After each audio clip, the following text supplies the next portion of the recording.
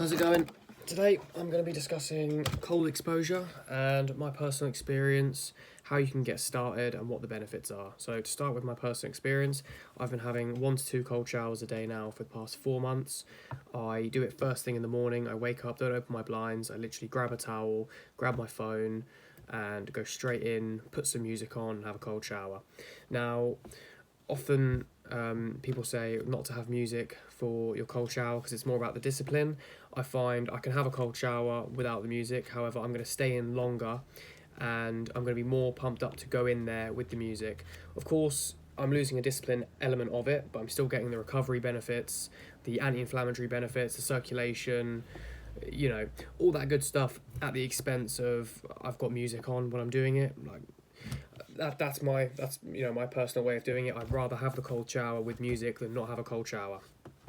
Again, I can and I have done ice baths with no music, just cold exposure in general with no music. I just find that with the music, I prefer it. I'm just doing what I prefer. So, to get into it, let's go straight into the benefits now. So, all the research that's been done on cold exposure tends to be around ice baths and just like cold immersion, so normally up to the neck, because that's easier to control as opposed to a shower, because in the shower, are they moving? How's the water hitting them? What's the water pressure? All of these things, ignore the state of my hands, I've been gardening.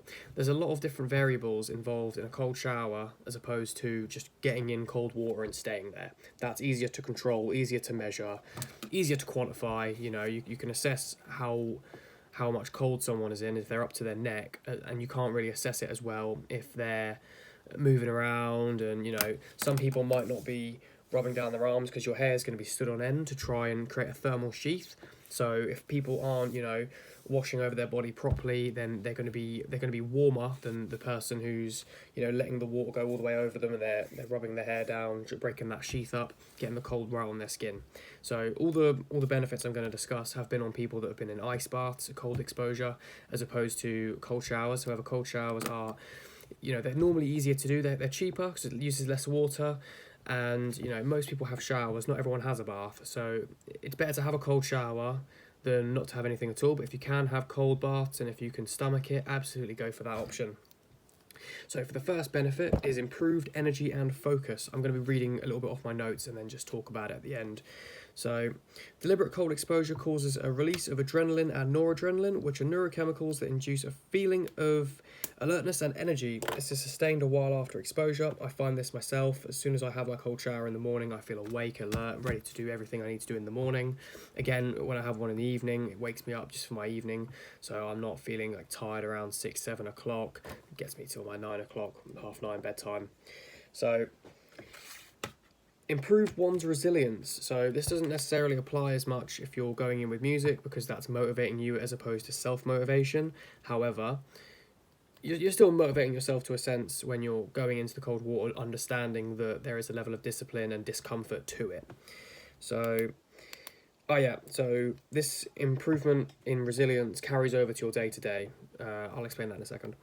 By purposefully opting for a challenge like cold exposure, you'll utilise top-down control over parts of the brain that regulate stress. Practicing top-down control by seeking discomfort in the cold will build the skill of discipline, which carries over into other activities.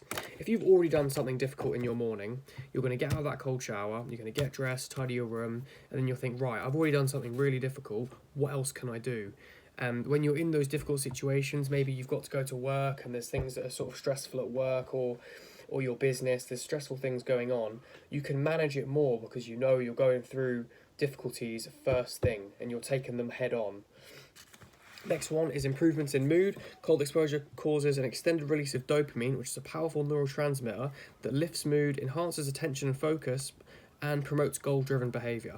Again, it's just a feel-good method. You get in the cold water, you get out, you feel awesome.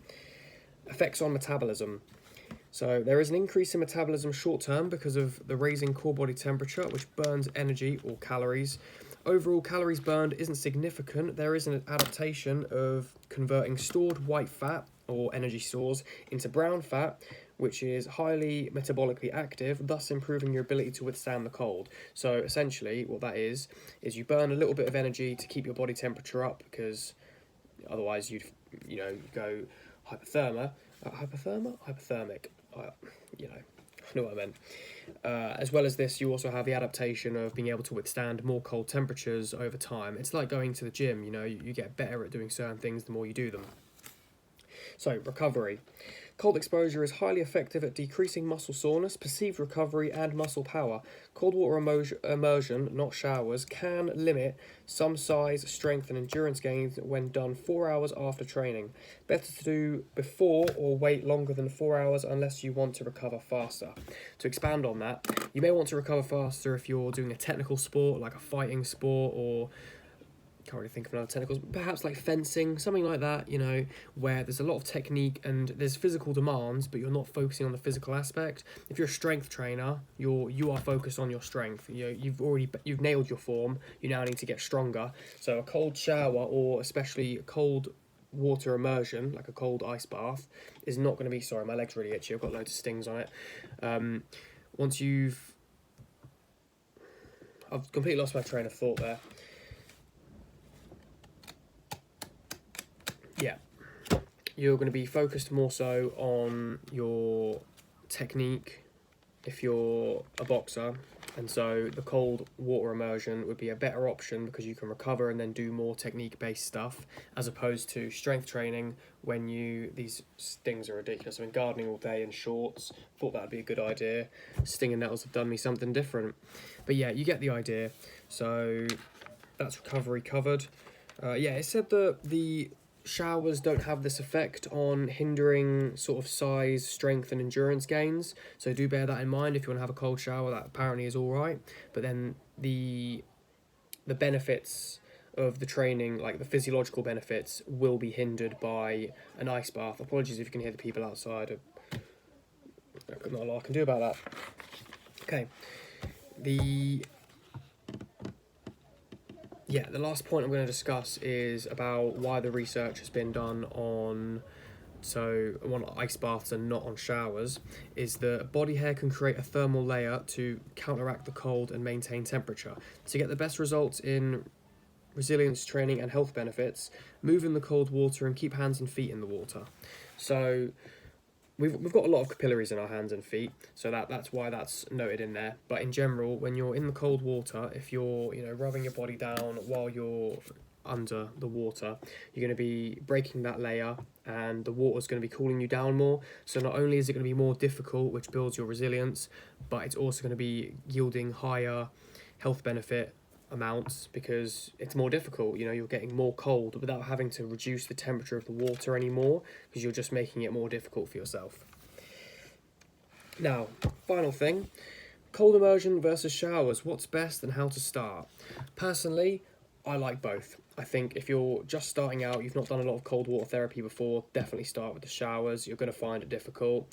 When you get in, the best thing to do that I found helped is get in with it warm, not hot, but warm, so you can get in, you're comfortable, you're fine.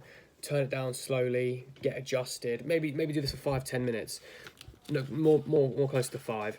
So start with it on warm, go down cold, you get adjusted, go down cold until it's uncomfortable but not like painful. It shouldn't be like absolutely shivering, because you need to adjust to it.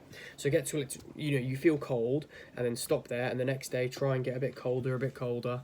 And another one you can try if that doesn't, if you don't find that works, turn it all the way down to cold, as cold as it'll go, and then just get in and get out. Like get in, get out, get in, get out, get in, get cold, get out, warm up a little bit, maybe turn the shower off so you're not wasting water, and then get back in.